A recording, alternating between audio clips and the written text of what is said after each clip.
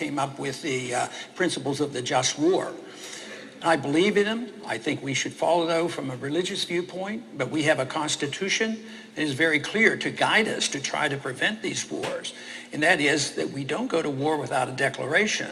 The wars that we have fought since World War II are all illegal, unconstitutional, immoral, and all were unwinnable, and it was tragic. It was tragic because we did it by failing the rule of law, and the tragedy now of these wars of the past 10 years. 10 years, and we have been so complacent. It added $4 trillion to our national debt. 8,500 Americans have been killed in these wars. 44,000 have come home wounded and crippled. Hundreds of thousands are looking for help. And we want to blind ourselves to this. And it isn't in our national defense. It was mischief. It's getting involved where we don't need to be involved.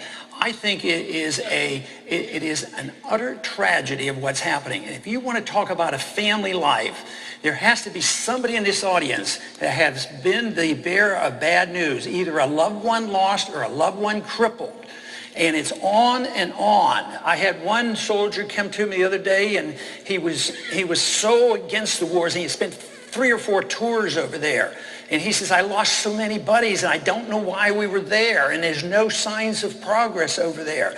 But he says, now I'm losing my buddies to suicide.